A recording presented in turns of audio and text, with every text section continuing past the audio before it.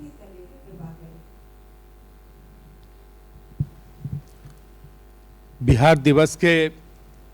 इस पावन अवसर पर आयोजित कार्यक्रम के अवसर पर उपस्थित बिहार के यशस्वी मुख्यमंत्री श्री नीतीश कुमार जी,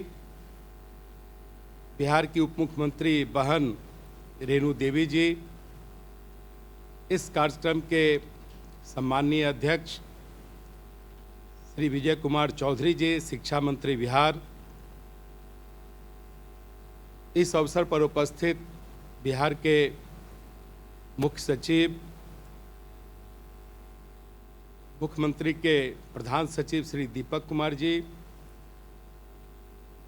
इस अवसर पर उपस्थित उप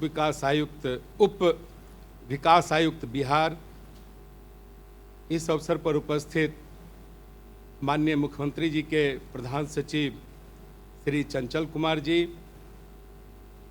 श्री मनीष वर्मा जी, श्री अनुपम जी, इस अवसर पर उपस्थित शिक्षा विभाग के सम्माननीय प्रधान सचिव श्री संजय कुमार जी, शिक्षा विभाग के सभी तमाम वरीय कनीय अधिकारीगण, प्रमंडलीय आयुक्त, सभी जिलों के जिला पदाधिकारी और इस कार्यक्रम में जुड़े हुए तमाम विभिन्न क्षेत्रों के अपने बिहार के नागरिक भाइयों, मातृशक्ति मीडिया के साथियों, आज बिहार दिवस के अवसर पर हम अपनी ओर से पूरे बिहार वासियों को शुभकामना देते हैं और बिहार दिवस के अवसर पर हम गौरवान्वित होते हैं और विशेष रूप से माननीय मुख्यमंत्री जी के प्रति आभार प्रकट करते हैं। 22 मार्च 1912 जो बिहार अस्तित्व में आया, उसका आभास और इस अवसर पर अपने पुराने और अतीत के गौरव को याद करना हमारी जो स्मृतिशाली परंपरा रही है। बिहार का जो एक गौरवशाली इतिहास रहा है, उन परंपराओं को याद करना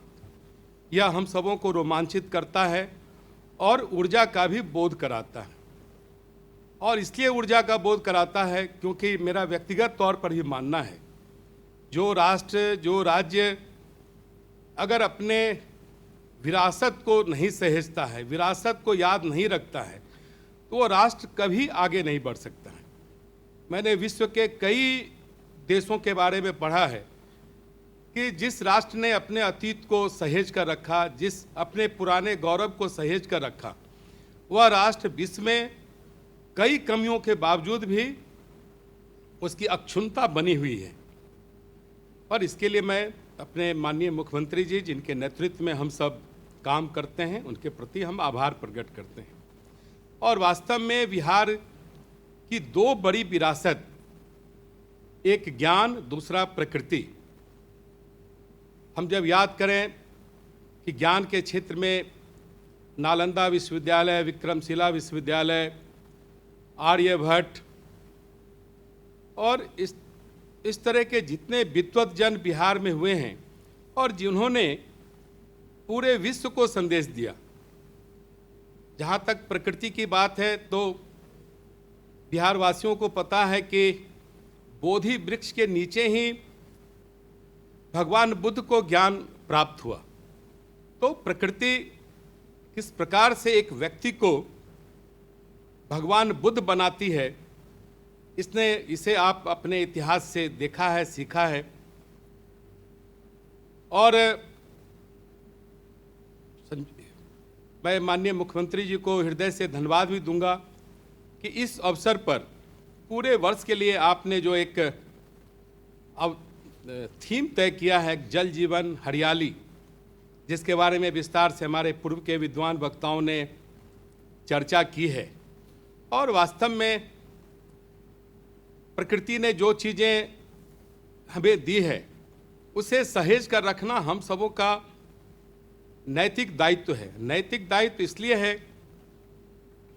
कि जब मनुष्य जन्म लेता है तो प्रकृति उसे जीने के लिए वो सारी चीजें देती है,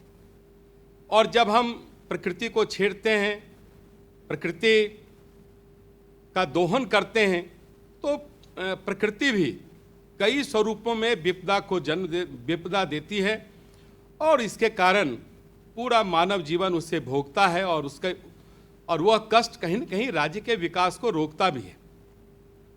और इसलिए जो प्रकृति ने जो चीज़ें दी है उसको कैसे सहेज कर हम सब रखें, और इसके लिए माननीय मुख्यमंत्री जी के नेतृत्व में जो रोड मैप बना, जो कार्य योजना बनी, वो बेहतर ढंग से हम सब लागू करें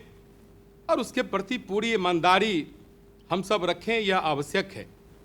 और वास्तव में मैंने बहुत संक्षिप्त कालखंड में इस चीज़ को महसूस किया है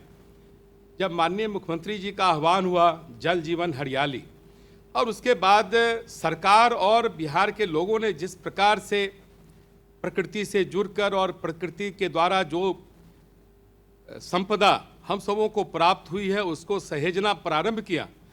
एक बड़ा गुणात्मक अंतर आना शुरू हो गया। और मुझे लगता है कि इन चीज़ों को अगर हम अपने संस्कार में कहीं न कहीं समाहित नहीं करेंगे, हमारी जो पीढ़ी है उसके संस्कार में इन चीज़ों को समावेशित करना आवश्यक है, तभी हम इसे लंबी दूरी तक इसे कायम रख सकेंगे। और संयोग से आज विश्व जल दिवस भी है, और जल सृष्टि के रचना का मूल तत्व है। और मुझे लगता है कि आने वाले दिनों में जो हमारा ज्ञान है, जिस ज्ञान के कारण हमारी पूरे वैश्विक एक पहचान है, भगवान बुद्ध, भगवान महावीर, और जिस विश्वविद्यालय की हमने चर्चा की, और स्वतंत्रता के पहले, स्वतंत्रता के बाद जो इतने ज्ञान से भरपूर परिपूर्ण लोगों ने बिहारी नहीं पूरे देश को संदेश देने का काम किया, उन सारे चीज़ों को सहेज कर हम आगे बढ़ें, बिहार को आगे बढ़ाएं, तो मुझे लगता है एक स्वाभाविक धारा से हम बढ़ना शुरू करेंगे। हम माननीय मुख्यमंत्री जी के प्रति आभार प्रकट करते हैं कि आपकी सोच ने जिस प्रकार से धूमिल हो रही कई चीज़ों को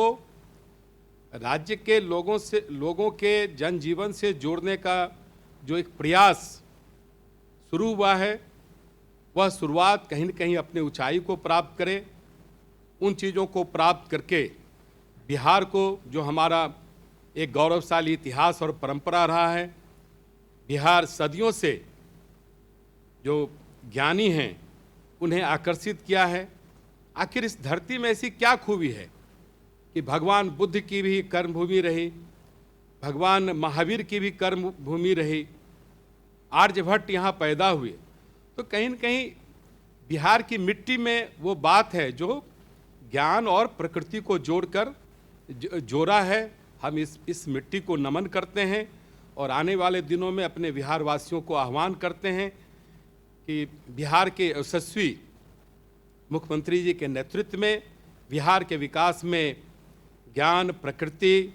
और जो हमारा संसाधन है और हमारा जो सरकार का जो कार्यक्रम है, हम इनके नेतृत्व में बेहतर ढंग से उन कार्यक्रमों को लेकर बिहार को विकसित करें, बिहार आगे बढ़े। और एक आग्रह है कि जो बिहार गान जिसका अभी गायन हुआ, इससे मुझे लगता है कि सभी कार्यक्रमों से जोड़ा जाए तो बिहार के प्रति जो एक स्वाभाविक है, जैसे अभी मैंने स्वयं अभी सुना, मैं कहीं न कहीं काफ़ी रोमांचित हुआ। तो इस गान को अनिवार्य रूप से सभी कार्यक्रमों में इसका गायन हो, तो मुझे लगता है कि हम सबों को कहीं न कहीं यह और बिहार के अस्मिता, बिहारी जो हमारा एक ये है, उसको आगे बढ़ाने में कामयाब होगी। बहुत बहुत धन्यवाद। वंदे मातरम। जय बिहार।